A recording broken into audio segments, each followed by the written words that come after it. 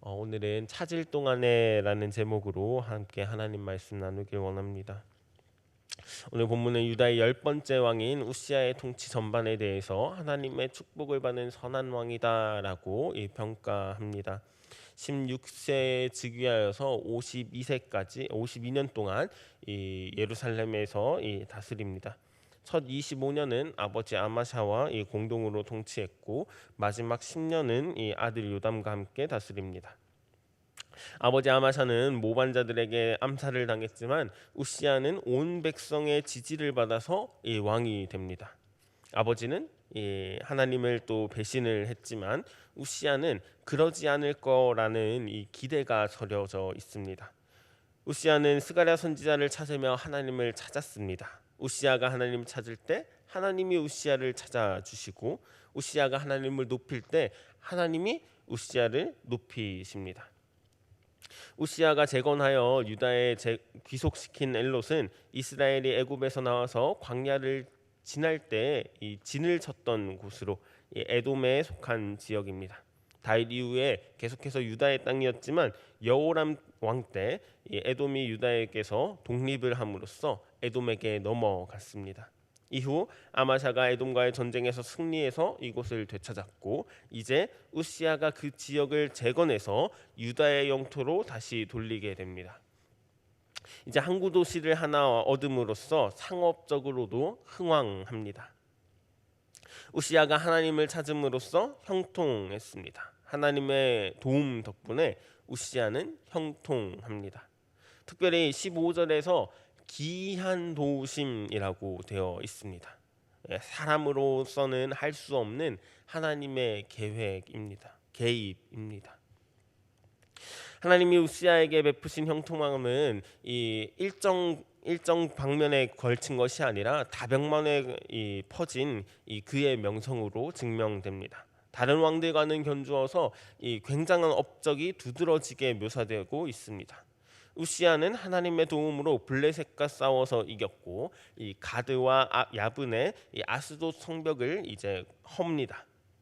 또 이전 여호람 왕 때는 블레셋이 아라비아인들과 싸워서 유다의 땅으로 쳐들어와서 이 재물을 약탈하고 그의 아들들을 죽이는 등의 큰 피해를 주었는데 이제 우시아는 블레셋을 치고 그 지역에 성읍을 건축합니다.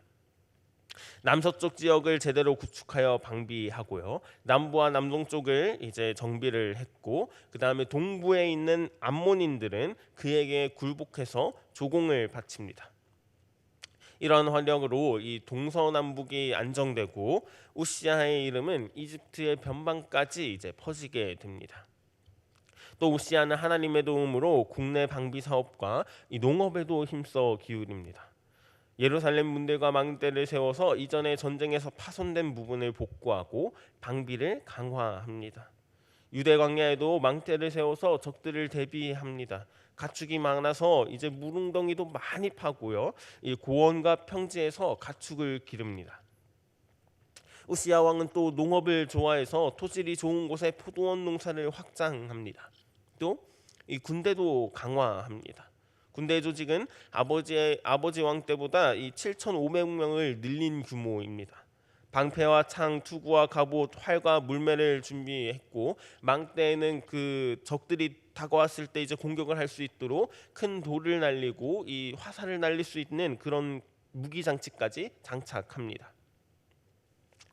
군사, 경제, 산업 등에서 위세를 떨치며 그의 이름이 널리 퍼집니다. 하나님을 찾는 우시아를 하나님이 찾으시고 높이십니다. 이 모든 데에는 하나님의 기이한 도우심이 있었다라고 이렇게 성경에 적혀져 있습니다. 하나님의 도우심은 하나님의 찾으심입니다. 하나님의 인내이자 지금이라도 돌이키라는 하나님의 기다림이고 하나님의 사랑입니다. 그러나 이 하나님의 찾으심이 끝나는 때도 분명히 존재합니다. 우시아는 하나님 덕분에 형통했습니다. 그러나 교만으로 인해서 패망의 길로 들어섭니다. 순종에서 불순종으로 전환합니다. 선지자의 영향력에서 점점 벗어났을 때 우시아의 마음에 교만이 싹이 틉니다. 하나님의 이름이 높아져야 되는데 자신의 이름이 자꾸만 높아지고 있습니다. 그렇게 마음이 교만해집니다. 그는 성전에 들어가서 자신이 직접 이 분향하고 하나님께 범죄합니다. 제사장의 권위에 도전하며 하나님의 질서를 망가뜨립니다. 하나님을 가볍게 여긴 우시야를 이제 하나님이 가볍게 여기십니다. 제사장 아사랴는 분향하는 일이 왕의 권한이 아니라고 얘기를 합니다. 분명히 밝히면서 이제 성소에서 나가라고 이렇게 명령하지요. 또한 왕이 하나님께 불충성하였으니 이제 하나님의 영광이 없을 거라고, 하나님의 기이한 도우심이 없을 거라고 얘기를 합니다. 그때라도 이 우시야는 회개했어야 합니다. 하나님, 내가 잘못했다고 했어야 하지만 그 모든 것이 자신이 이루어낸 업적인 줄 안 우시야는 회개는커녕 화를 내며 향로를 붙잡고 이제 하나님의 명령을 경시합니다. 그때 하나님은 우시야의 이마에 나병을 내립니다. 나병은 부정한 상태이며 나병 환자는 병이 있는 동안에 혼자 이제 격리되어야 합니다.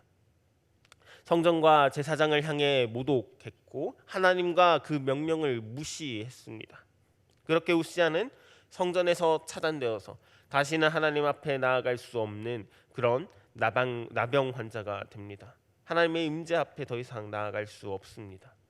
자신의 한계를 넘어서 이 제사장의 직무와 권한까지 넘봤던 그는 결국에 이 왕의 직무와 왕의 권한까지 잃어버리게 됩니다.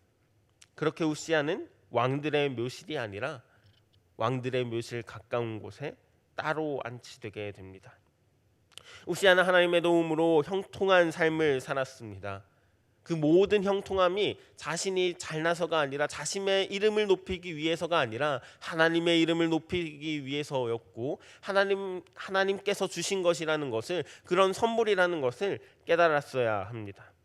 그러나 그는 그렇게 하지 못했습니다. 군사활동과 방비사업을 비롯하여 건축, 농업, 목축업 등에서 다방면에서 그의 명성과 영향력을 떨쳤지만 강성해지자 마음이 높아져서 하나님께 죄를 범죄했습니다. 성전과 제사장의 권위에 대한 조던으로 그는 이제 나병에 걸려서 왕의 직위도 잃고 격리된 채 그렇게 생을 마감해야 했습니다. 우시야는 하나님의 기대를 저버리고 하나님을 의지하지도 않았습니다. 그렇게 욕망의 노예가 되고 열강의 하수인이 됩니다. 교만은 죄와 패망으로 직결됩니다. 은혜를 잊은 데서 교만이 싹트고 타락이 시작됩니다. 오늘 우리는 이 시간 우시야에 대해서 배웠습니다. 하나님을 버린 우시야를 하나님이 버리십니다. 오늘 나는 무엇을 중요하게 여기고 있는지 점검해야 됩니다. 어느 소리에 더 귀를 기울이고 있는지 확인해야 합니다. 하나님의 말씀을 가볍게 여기고 있지는 않은지, 혹시나 나는 영적인 나병 환자지는 않은지 점검해봐야 합니다. 하나님이 오늘도 나를 찾고 있습니다. 우리를 기다리고 있습니다. 하나님이 찾는 동안에 우리는 돌이켜야 합니다. 그럼에도 불구하고 하나님은 오늘도 인내해 주시고 기다리고 계십니다. 지금도 돌아오라 말씀하시며 하나님을 찾는 자를 찾으시고 하나님을 높이는 자를 높이시고 하나님을 무겁게 여기는 자를 무겁게 여기시는 여호와가 우리에게 계십니다. 영적인 나병 환자인 나를 깨닫게 하시고 고치시며 주님께로 반드시 인도해 나가십니다. 지금도 우리를 찾고 계시는 그 주님께, 주님이 우리를 찾는 동안에 나아가는 우리 성서중부교회 되길 축원합니다. 기도하겠습니다. 사랑이 많으신 하나님 아버지, 참 감사합니다. 우리가 찾는 줄 알았지만 하나님이 우리를 찾고 있었습니다. 부족해도 기다려주시고 지금도 인내를 통해서 우리를 만들어 가십니다. 우시야가 하나님을 잊어버리니 하나님이 그를 잊으셨고, 우시야가 하나님을 가볍게 여기니 하나님이 우시야를 가볍게 여김을 보았습니다. 오늘 우리의 마음을 점검하며 오늘도 우리를 찾고 있는 주님께 더 가까이 나아가길 원합니다. 하나님이 우리를 찾고 있는 동안에, 그 찾는 동안에 주님께 더 가까이 나아가길 원합니다. 영적인 나병 환자 된 나의 마음을 고쳐 주시옵고 더욱 주님만 바라보게 도와 주시옵소서. 예수 그리스도의 이름으로 기도드리옵나이다. 아멘.